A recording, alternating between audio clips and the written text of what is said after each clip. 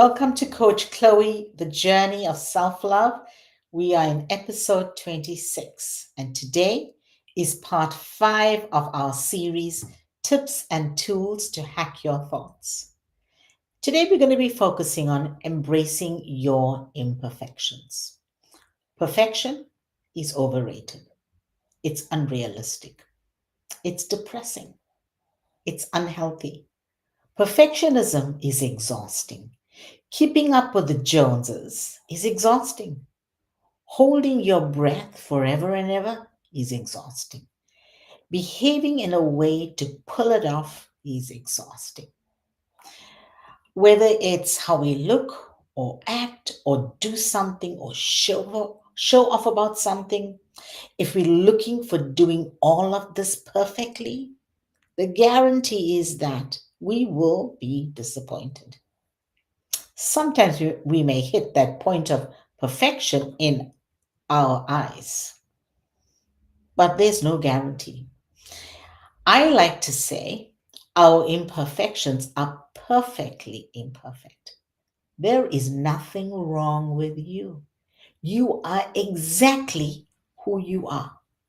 There is no one in the world like you. Your mind, your heart, your skills, your gifts, talents, your smile, your features, your voice, your hands, the way you speak. Your imperfections are perfect. Remember, perfection is being a copycat. Perfection is not real. Imperfections are real. It's the truth, the whole truth. So get ready to hack your thoughts by embracing your imperfections. Stay right there. We'll be back in a few.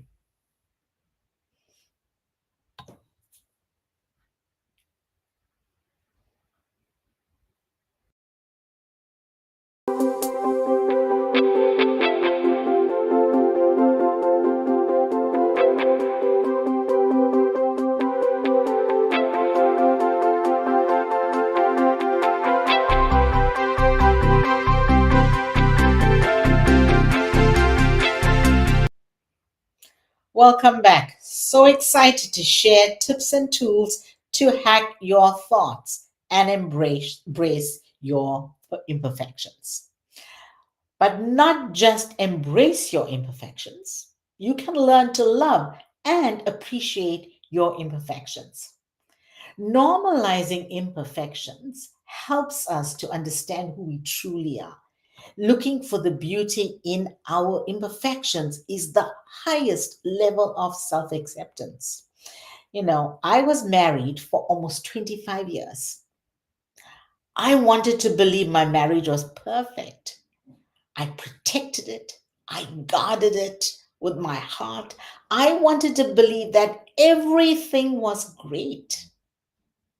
But what I came to realize is that I lived in a make believe world. The more I believed my version of perfect, the more I lost who I truly was. I didn't know Chloe. I only knew the wife who wanted to show the world what a great marriage looks like. So when my marriage ended and I was alone, I felt lost. I really missed the dysfunction of what I'd gotten used to. And it took courage, real courage, to pick up the pieces and move forward. That's when I saw me, what I was made of, the real me. I saw the flaws. I saw the flaws in the marriage, in the relationship. And I realized there is beauty in being flawed. So let's get something straight right off the bat. Perfection is a myth. We all know it, but we often forget it. There's this pressure to have it all together, to present this flawless image to everyone, to the world, so that nobody sees the cracks, in our lives, in our relationships, in our homes, in our jobs. But the truth is, your perfections are what make you real. It makes you relatable and it makes you truly human. Think about it. Some of the most meaningful connections you've had with others probably didn't come from sharing your successes. They probably came from just those raw, those honest moments when you just opened up about your struggles, your mistakes, your vulnerabilities. Those are the moments that matter because they show who you are, just as you are, without any of the filters and the facades. Embracing your imperfections isn't about giving up or settling for less. It's about recognizing that you don't have to be perfect to be worthy, to be loved, to be successful. In fact, it's often in our imperfections that we find our greatest strengths, our deepest connections, and our most authentic selves. Something that I found out is that when I come across as vulnerable or when I come across as with imperfections, people that I'm talking to start to believe me. They understand because it's like, okay, I now feel safe because if Chloe has all these imperfections, then it's okay for me to be that way too. And that's the way we mirror and we project. So, what if instead of hiding your flaws, you started to own them? What if you saw them as part of your unique story, the parts that make you you? The truth is, perfection is boring. It's in the messy, complicated, imperfect parts of life where the real beauty lies. It's like when you have an argument with someone you love, making up is one of the best things, right? If we don't, there's no part of me, we don't enjoy makeup, making up, after a fight if there is no argument. So think about it in that way. Perfectionism is a trap. Why? Because we expect others to be perfect, yet we are not perfect. We set such a high level of expectation of others, and then we get disappointed when they don't deliver. We forget that they're not perfect as well. If someone or something doesn't match up to our expectations, then we look at them as flawed, which means what does that mean? It means we are perfect if they are flawed. The other thing is we end up playing the victim. I words like or self-talk like, oh, this is happening to me, this only happens to me, I am wrong, everything's not working out, this person's doing that to me, they're taking advantage of me, others have it easier. We all go down that pity party and playing that victim. No, no, no, no. We haven't seen our flaws, our blind spots. It's time to hold up the mirror and ask, who am I really? Earlier on, I talked about normalizing your imperfections, normalizing your flaws, and accept that's what makes you you. That's what makes the incredible you. When it comes to our spouses, our partners, friends, family members, our colleagues, you know, all of that, we expect them to be and show up in a certain way. But because we in this place of perfectionism, people let us down. We've let people down. Why? Because they don't match up to our standard of perfection. As humans, we are ready to hand out the judgment card. But remember, others are judging us with the same judgment measuring stick. So, how do we hack our thoughts and see ourselves for who we truly are? What are our likes and our dislikes? Have you ever been with someone who was trying to impress you and said things? And, if, say, for example, if I said something like, and I remember this incident, I was talking to somebody and I was talking about how much I love classical music and operas. And this person kind of agreed and talked about an opera that they enjoyed watching or, a conversation about, but I knew that it was not real because all the facts were not there. I know I'm watching operas all the time. So when someone is trying to impress, they are trying to come up to a level of perfection. Few people say, you know what, that's not my cup of tea. I don't really like opera, but maybe tell me a little bit about that. What do you like about that? Yeah, that's kind of the real conversation we want to have instead of impressing others. It's also like me being in America. When I got here, I didn't understand some of the terminology and the lingo, the US lingo. And I'm here for over 20 years. I still may not understand some of the US lingo. But instead of pretending, I just ask outright, what is that? What does that word mean? I've never heard of that before. Because if I don't ask the question and say, I don't know, I'm pretending and I'm never going to learn. So perfectionism is a heavy weight that keeps us stuck in a place. It tells you that you can't move forward until everything is just right, until you perfected your skills, you figured out every detail, or you eliminated every possible flaw. But here's the thing, perfectionism is just fear in disguise. It's the fear of failing, the fear of being judged, the fear of not being enough. Recently, I had a conversation with a young somebody young, and he's sitting off in life. He's been with his girlfriend for about 6 years, and so I said to him, I said, "So when are you guys getting married?" And he said, "Well, we're not right now." And then he went on to say, he said, "Well, I'm waiting to get my the my a perfect job." I said, "Well, what about the job that you have now?" I said, isn't it full time? Don't you earn well?" He said, "Yes, I'm earning well. It's a full time job, but I want to get the dream job before I get married." And so my question to him was, what if the dream job takes another 10 years? And he looked at me with eyes open because there are no guarantees. What is now, that's it, that's real.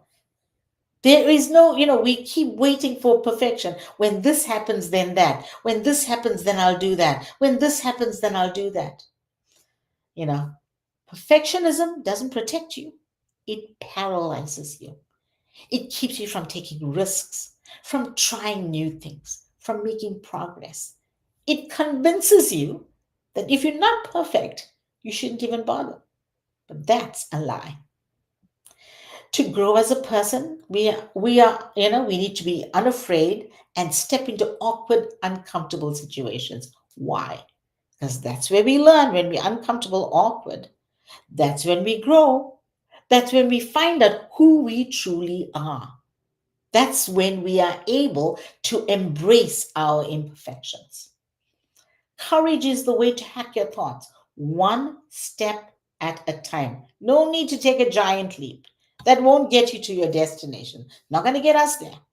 It's one step at a time. I clearly remember someone sharing this with me, and I will never forget it.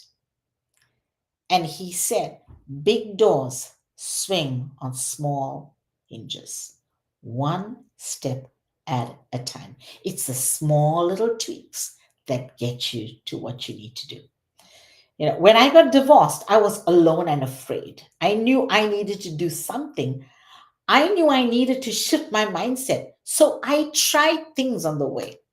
For example, I love golf. I play golf every weekend. But I went out and I began to play golf on my own.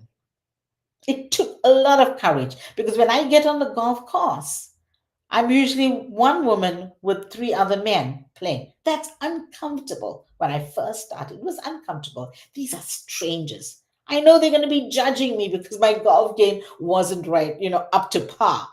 But then as I began to play and I got used to it, I realized, hey, everybody's, you know, hitting bad shots. I'm not the only one. And so then I started getting comfortable. But I had to take a step of faith. I had to have courage. to do that. Then learning how to eat dinner alone, going to a restaurant and just sitting on my own, being being comfortable, trying to get comfortable with being uncomfortable, going to the movies alone, sitting in church alone, all those things that I had to do. And it really, really, it took courage, it took everything from me. But that's what I needed to do, to understand, hey, this is all my flaws, these are things that are me, and this is, I'm imperfect. But that's how I found out who I was. The reality is, nothing is ever going to be perfect. There will always be something you could improve or tweak or do differently. And if you wait for perfection, you're going to be waiting forever. In the meantime, guess what? Life passes you by. So, how do we break free from the perfectionism trap?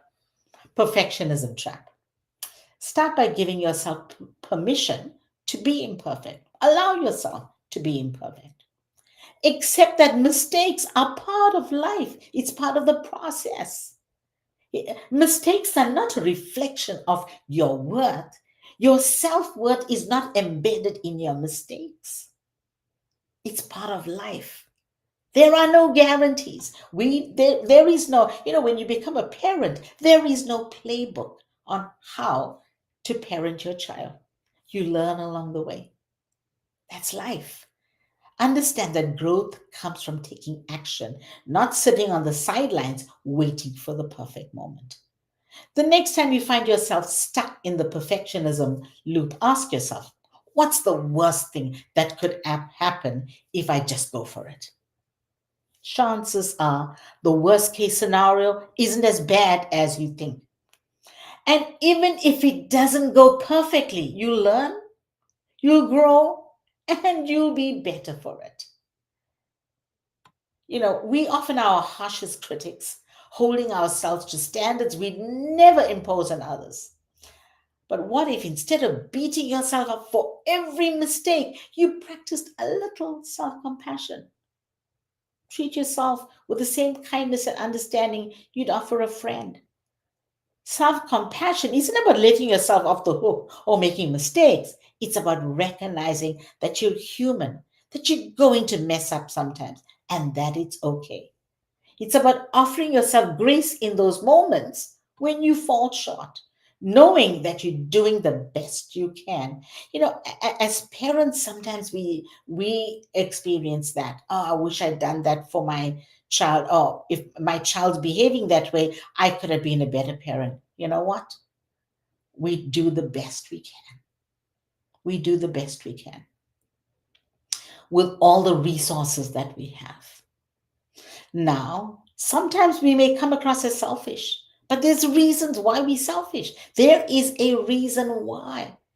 There's some type of protection that we need, or some type of validation. You want to think about, what is that thing? When you practice self-compassion, you create a safe space for growth. You allow yourself those risks, those new things that you can try. Those you learn from your mistakes without fear of harsh judgment. You become more resilient, more adaptable, and more at peace with who you are. So how do you start? Begin by noticing your self-talk. When you catch yourself being critical, pause, reframe it. Ask yourself, what would I say to a friend? If your answer is no, find a kinder way to speak to yourself. And remember, self-compassion isn't just the big stuff. It's for the everyday, moments, the little things as well. When you're feeling overwhelmed, when things don't go as planned, or when you're just having a tough day, take a deep breath and remind yourself it's okay to struggle. You're not alone. You're not expected to be perfect. And finally, find strength in your vulnerability. We live in a world that often equates vulnerability with weakness. But the truth is, vulnerability is one of the greatest sources of strength. It takes courage to be open, to show your true self, to risk being seen, your flaws and all. Embrace vulnerability. That's when you allow yourself to connect more deeply with others. Give yourself permission to be real, to share your struggles, ask for help when you need it. And when you do that, you're really creating space for others to do the same. Vulnerability, it's not about airing out all the dirty laundry or being an open book with everyone you meet. It's about being authentic, honest, and willing to show up just as you are without hiding behind a mask of perfection. So the next time you're tempted to hide your flaws or put on a brave face, consider this. True strength comes from being real. It comes from standing in your truth, even when it's uncomfortable, and knowing that your worth isn't tied to being perfect, but to being you. So embrace your imperfections, own your flaws, and recognize that you're not something to be ashamed of, but something to be celebrated, because in the end, it's not about being perfect, it's about being whole. I'm so excited to take this journey with you. And I'm hoping that you are able to be courageous enough to embrace your imperfections, to break free from perfectionism, to practice self compassion, and to find strength in vulnerability. Next week, we're going to be talking about the power of letting go. Please go ahead and click like or drop in the chat your thoughts. Share your thoughts with us. Share your thoughts with the world. Let's share and go on this journey together. It's my honor to walk alongside you, to share these thoughts, to explore what it means to truly love ourselves. My hope is that you will leave with a renewed sense of self worth, self compassion, and self love. Remember, this is your journey. You get to decide how it unfolds. Trust yourself. Be patient with yourself. And most importantly, love yourself every step on your journey of self love. Who you are becoming is greater than who you were yesterday. Until next time, take care.